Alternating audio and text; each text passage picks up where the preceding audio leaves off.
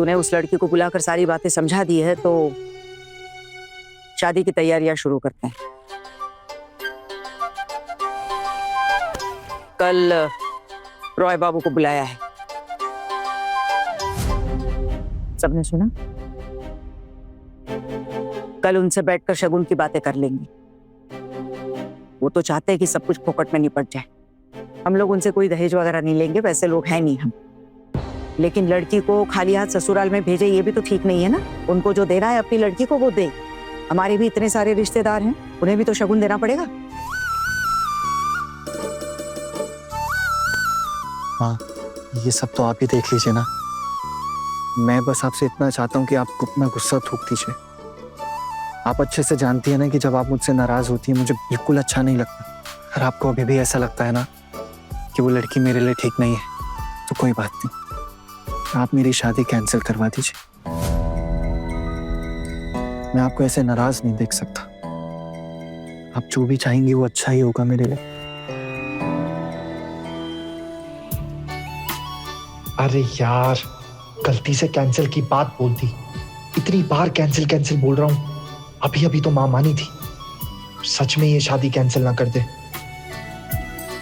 ठीक है, समझ गई।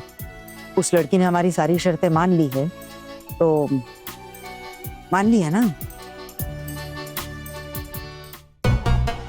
वाह मामी जी वाह, मान गए। आपका छोटा बेटा ही आपका सबसे लाडला बेटा है। नहीं तो आज इतना बड़ा कांड करने के बाद भी ऐसे बैठे बैठे उसके साथ गप्पे तो नहीं लड़ा रही होती। यहाँ कोई गप्पे नहीं लड़ा रहा है पोल्टू। और इस घर में मेरी नजर में सब बराबर है, सबके लिए नियम भी एक ही। बहुत गलत बात कही है तूने पोल्टू। तेरा भाई यहाँ शादी कैंसिल करने की बात कर रहा है। क्या शादी कैंसिल? अरे आज तो पार्क में बातें कर रहा था, उसके साथ आके लड़ा रहा था, अब अचानक से आज शादी कैंसिल करने की बात कर रहा है। क्यों भाई, क्या हो गया? आप लेट हो गए ना दादा। अभी बताया मैंने माँ को सब कुछ कि मामा क्यों और क्या कहने उससे मिलने क्या था। सही है। अरे खाना मिलेगा या नहीं? या अब तक बना ही नहीं है? जी देवर जी, खाना तैयार है, बस अभी लेकर आती हूँ। आप बैठिए प्लीज। ये लो दीदी, आपके पति आ गए, खाना लगा दो। ये छोटी तो नहीं समझ रही है। अगर मैं खाना लेकर गई ना तो मामी माना बहुत चिल्लाएंगी। अरे फिर से खाना बनाने के नाम पे खुशबू शुरू हो गई। खाना लगाओगे या नहीं? हाथ है, मशीन थोड़ी ना है। आपने अभी तो बोला है तो 2 मिनट तो दीजिए ना। देख रही है मामी कितनी जुबान चलती है इसकी। मैं आती, अभी आई। देवर जी खाना बस बन गया है, मैं लगा ही रही हूँ। अब मछली तो आई थी ना ऊपर पूछने के लिए, आपने कहा नीचे आके बताता हूँ, बस इसीलिए देर हो गई। तभी बता देते तो अब तक तो खाना टेबल पे लग गया होता। बड़ी भाभी, मैंने आपसे कुछ कहा क्या? आप क्यों इतना बोल रही हैं? नहीं देवर जी, मैं तो बस यही कह रही थी कि खाना तैयार है। मंजली ने थाली सजा भी दी है। अब मंजली खाना ले आओ। आई पोल्टू, जाकर खाना खा ले, तुझे भूख लगी।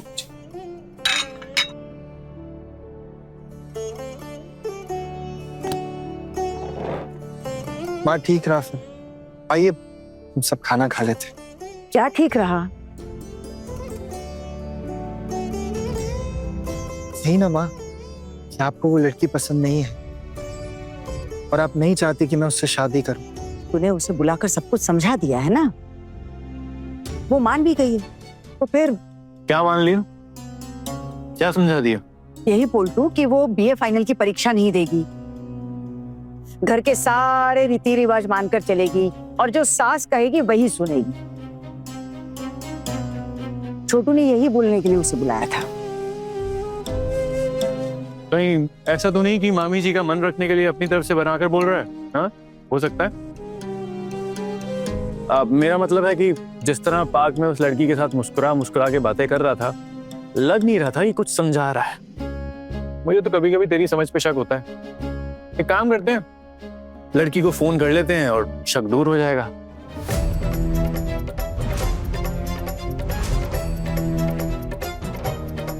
सुना ना तुमने क्या कहा उन लोगों ने? अरे किस्मत अच्छी है हमारी, शादी नहीं तोड़ी है। सब गड़बड़ कर दिया तुमने। आना पता नहीं क्यों बुलाया है, अब जा रहा हूं देखता हूं। मुझे तो लग रहा है कहीं दहेज ना मांगने लगे। किस मुसीबत में डाल दिया आना तुमने। आगे कोई गड़बड़ नहीं होनी चाहिए, याद रहेगा ना? याद रहेगा?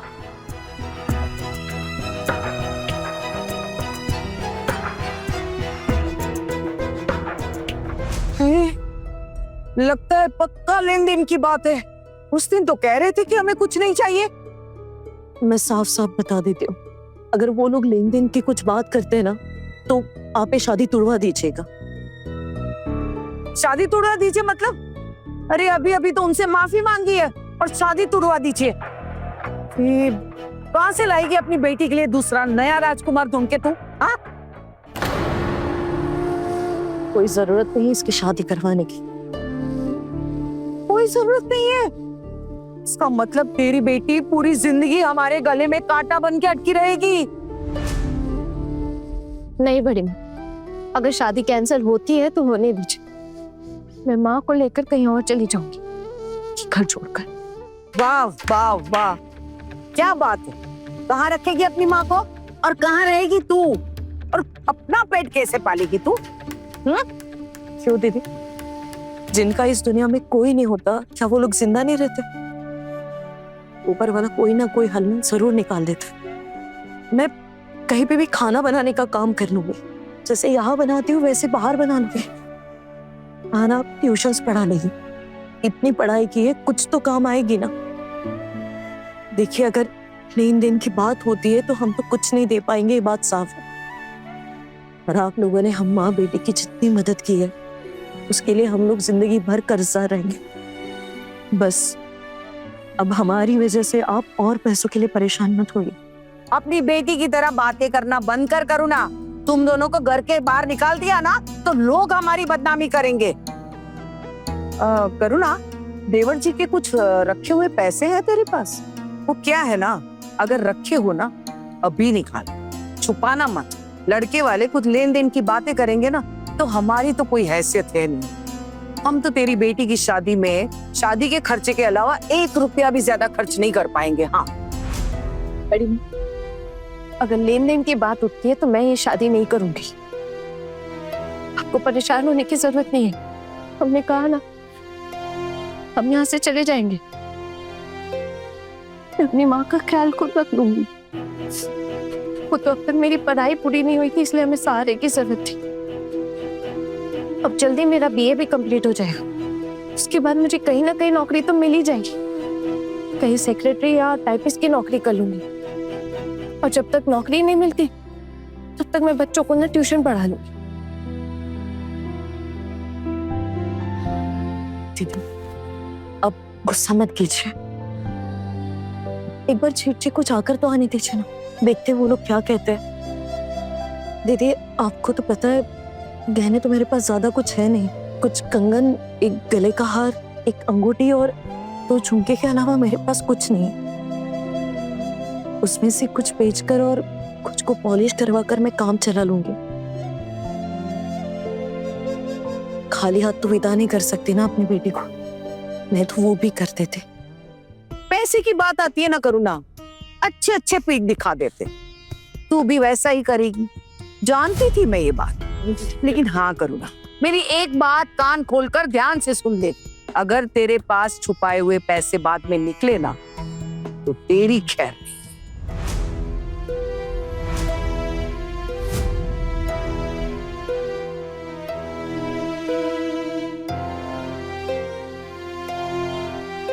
आना, ये लोग जब तुझे देखने आए थे तब तो इन्होंने लेन देन की बात नहीं की थी। उस लड़के ने तुझे कुछ कहा बेटा? नहीं माँ, इस बारे में कोई बात नहीं हुई मेरी। आप लोग कर लीजिए बात, कोई प्रॉब्लम नहीं है मुझे। हाँ, मैं आपसे कुछ छुपाऊंगा थोड़ी। आप लगाइए, फोन लगाइए।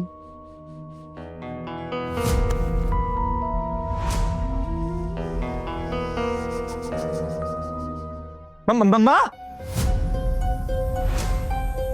मैं आपको एक चीज तो बताना ही भूल गया। क्या? ऑफिस में मेरे ट्रांसफर की बात चल रही। ट्रांसफर? कैसा ट्रांसफर? किसका ट्रांसफर? माँ, हो सकता है कि मेरा ट्रांसफर असम हो जाए। हे माँ दुर्गा। मैं और मेरा एक कलीग है, हम दोनों में से किसी एक का ट्रांसफर हो जाएगा। इस घर का एक बेटा तो पहले से ही बाहर है, तो भी चला जाएगा। लेकिन अचानक ये ट्रांसफर की बात कहाँ से आई छोटू? छोटू, इतनी बड़ी बात तूने हमसे पहले क्यों नहीं बताई? साहब, मुझे भी कल ही पता लगा। बॉस ने कल ही बताया कि मैं और मेरा एक कलीग है, हम दोनों में से किसी एक का ट्रांसफर हो जाएगा असम। क्या है ना माँ, मेरा जो कलीग है ना, उसकी अभी नई नई शादी हुई है, उसके परिवार भी है, बच्चे भी हैं। और मैं, ना शादी हुई, ना परिवार और ना ही बच्चे। वैसे उसकी टर्न थी वहां जाने की, लेकिन मुझे लग रहा है अब शायद मुझे ही जाना पड़ेगा। अरे कल सुबह पहले जाकर ऑफिस में ना अपने बॉस को बता कि तेरी भी शादी तय हो चुकी है। बस यही तो चाहिए था, बन गई बात। अब बिल्कुल शादी कैंसिल नहीं होगी। और पोल्टू, तू कल के कल वो कार्ड छपवाने दे। और हाँ, जैसे ही पहला कार्ड आएगा ना, पहले अपने बॉस को देना और बोलना कि तेरी शादी में वो आए, और तेरी शादी हो रही है, तू शहर छोड़कर, घर छोड़कर कहीं नहीं जा सकता। ठीक है माँ, मैं बात करता हूँ बॉस से, देखते हैं वो क्या बोलते हैं। फिर देखता हूँ, अगर उसने तेरी बात नहीं मानी ना, मैं फोन पर बात करूँ। नहीं, माँ आप फोन मत करना, मैं अपने आप बात कर लूंगा, समझो, हो गया है ना। आओ आओ आ जाओ, हम लोग खाना खाते हैं। हाँ, जब तू हाथ धो कर जा। अमर जा। पोल्टू, छोटू ने उस लड़की को मिलकर साफ साफ सब कुछ बता दिया। बताया कि घर के रीति रिवाज को मानकर चलना पड़ेगा, बड़े बूढ़ों का आदर करना पड़ेगा, माँ की सारी बातें माननी पड़ेगी, और बीए की फाइनल परीक्षा देने की कोई जरूरत नहीं, घर के रीति रिवाज को मानकर चलना पड़ेगा। उसने तो ये भी बोल दिया है कि उसका बार बार मायके जाना नहीं चलेगा। मैं तो भूल ही गई थी, मैंने ही उससे कहा था। बहुत समझदार हो गया है मेरा छोटू। सही कह रही है भाभी, लड़का अगर सख्त हो ना तो बीवियां काबू में रहती। और वैसे भी ज्यादा पढ़े लिखे है तो क्या हुआ, कुछ नहीं बिगाड़ पाई। यहाँ आके कौन सी कलेक्टर गिरी करनी है उसे। और नहीं तो क्या, करना तो चूल्हा चौका ही है, कर ले उसमें पीएचडी अगर करना चाहे तो।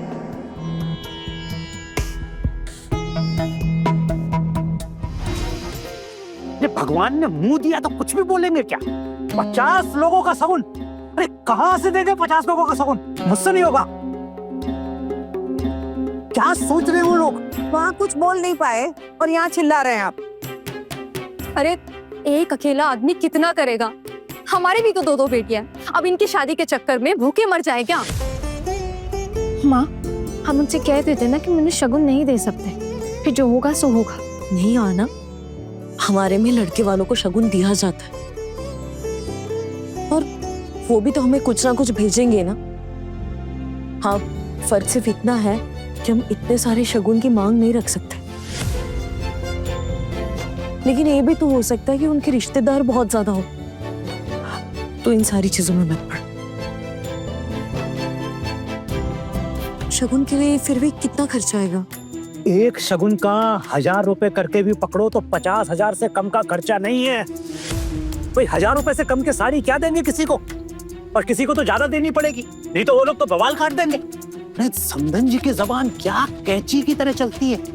ऊपर से एक बुआ है, चाची है, 3-3 बहुएं हैं, उन्हें तो सस्ते में नहीं निपटा सकते ना। कम से कम 75,000 रुपए का खर्चा है। मुझसे नहीं होगा, आप मेरे बस की नहीं है। देखिए बाबा, मैं पहले ही बता रही हूँ, आपका बेटा ना इतने पैसे नहीं दे पाएगा।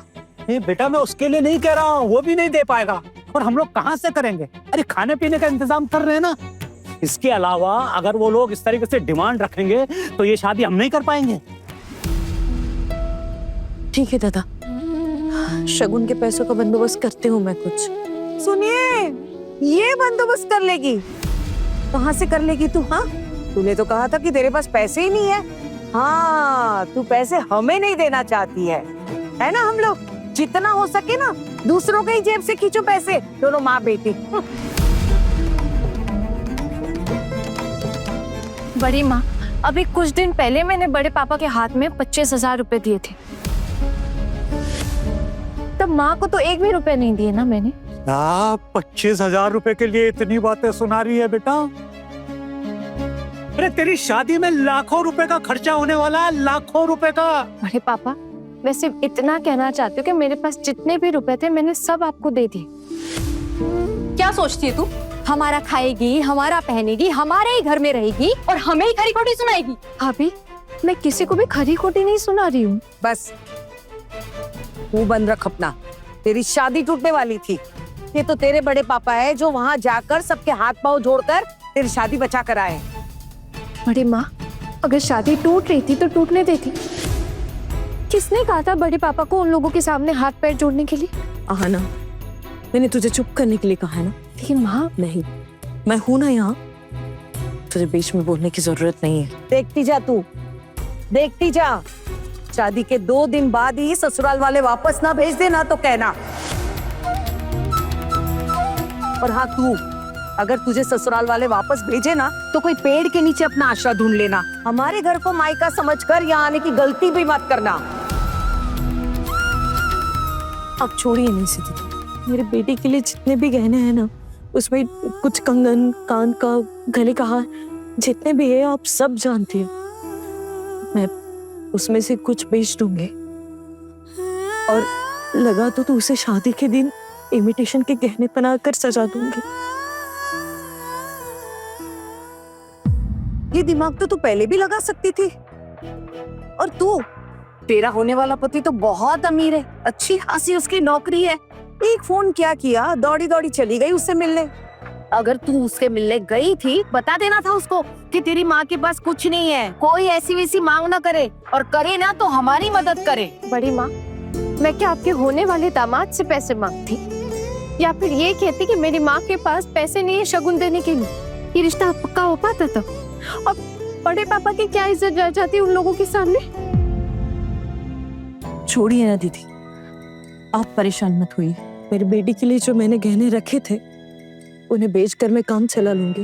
और अगर उसकी किस्मत अच्छी रही तो शादी के बाद उसका पति उसके लिए नए गहने बना देगा। और अगर शादी के वक्त किसी को पता चल गया कि लड़की ने इमिटेशन वाले नकली गहने पहने हुए हैं तो? नहीं नहीं, ऐसे कैसे होगा?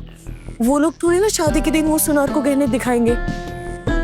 माँ, तुम्हारे पास मेरे लिए जितने भी जो भी गहने हैं ना, सब बेच दो, और उससे जो भी पैसे आए ना, सब बड़े पापा के हाथों में लाके रख दो।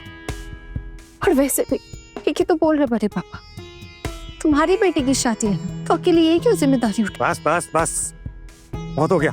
तुम लोग बस सगुन का देख लेना, बाकी मैं देख लूंगा। जी दादा। हाँ, बोल बोल के गला सूख गया। पानी पिला बहू जरा। ये लीजिए पानी। अच्छा बहू, मैं तुम्हें पैसे दे दूंगी, तुम शगुन की साड़ियाँ खरीद के लाना। तुम्हारी पसंद अच्छी है ना, उन लोगों को भी अच्छा लगेगा। खाकी माँ, आप ना सिर्फ पैसे दे देना, साड़ियाँ तो मैं खरीद दूंगी, उसमें कौन सी बड़ी बात है। आना बेटा, चल हमें निकलना पड़ेगा। वो पुराने पारा में एक सुनार की दुकान है, वहाँ एक आदमी को जानती हूँ मैं। रॉबी बाबू, देखते वो है कि नहीं? हाथ में समय भी तो बहुत कम है ना। दीदी, मैं सोच रही हूँ आज ही सारे काम कर लूँ। तुझे जो अच्छा लगे ना वो तू कर। पैसे देगी तो शगुन आएगा, और आज के बाद तेरे जेठ जी उन लोगों से जाकर कोई बात नहीं करेंगे इस बारे में। जो करना है ना वो तू कर। जाने दीजिए ना दीदी, 3-4 दिन की तो बात है, फिर और नहीं सहना पड़ेगा। वैसे मैंने उसे समझा के रख दिया कि इसके बाद वो यहाँ पाँव कभी नहीं रखेगी। जब तक मेरी मरने की खबर नहीं मिल जाती तब तक वो यहाँ पर पाँव नहीं रखेगी।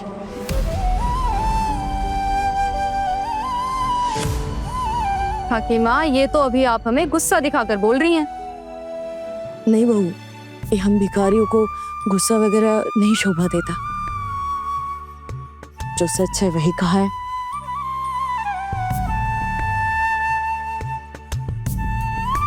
आना, चल बेटा, कमरे में जाकर सब निकालना है। सुनार के पास भी तो जाना है ना लेके। चलिए।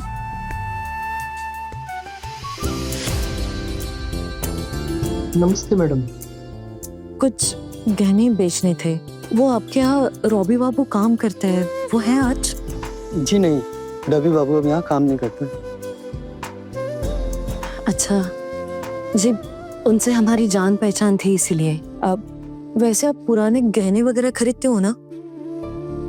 कुछ पुराने गहने बेचने थे। अचानक पुराने गहने बेच रही हैं? जी, काम ही इतना जरूरी है कि पैसों की बहुत ज्यादा जरूरत आ पड़ी। आइए इस तरह, आप बैठिए। बैठिए। गहने तो ज्यादा नहीं है, आप थोड़ा जल्दी कर देंगे?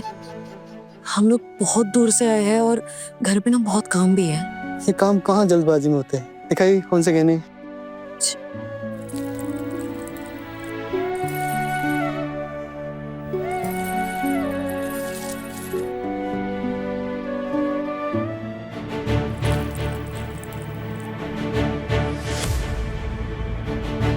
इन गहनों का बिल है आपके पास? जी, गहने बहुत पुराने हैं तो बिल तो नहीं है हमारे पास। आप लोग बैठिए, मैं पानी भिजवाता हूँ।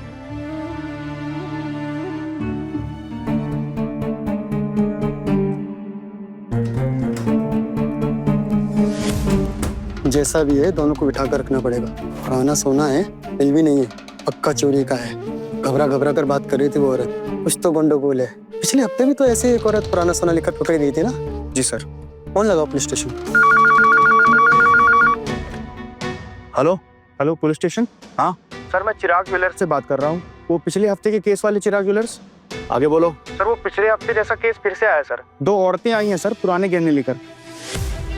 सर इनके पास बिल भी नहीं है सर। हमें शक है कि कहीं चोरी करके लाई है लगता है। अभी थोड़ी देर पहले मेरे पास एक और चोरी कंप्लेंट आई है। एक काम वाली नेकलेस चोरी करके भाग गई है। अच्छा, एक मिनट। वो 2 औरतें जो तुम्हारी दुकान में आई हैं वो दिखती कैसी हैं? सर बेटी ठीक ठाक है, टिप टॉप है, लेकिन माँ बेहाल है। जैसा आपने कहा ना काम वाली, वैसे ही सर। ठीक है, मैं अगर देखता हूँ उन्हें रोक कर रखो।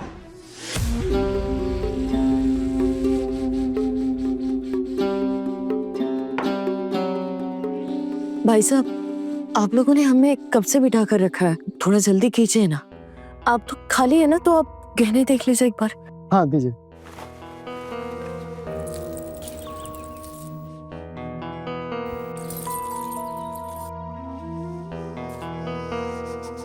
ये गहने कहाँ से मिले आपको? कहाँ से मिले मतलब? जी हमारे खुद के हैं, जरूरत है इसीलिए बेच रहे हैं। ठीक है, मैं 2 मिनट में चेक करके आता हूँ।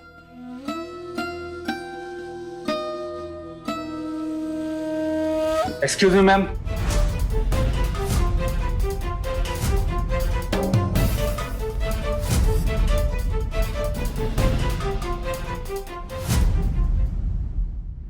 बड़े घर की छोटी बहू के लेटेस्ट एपिसोड्स कभी भी कहीं भी अभी सब्सक्राइब करें दंगल प्ले ऐप। अपने पसंदीदा शो के फुल एपिसोड देखने के लिए अभी डाउनलोड करें दंगल प्ले ऐप।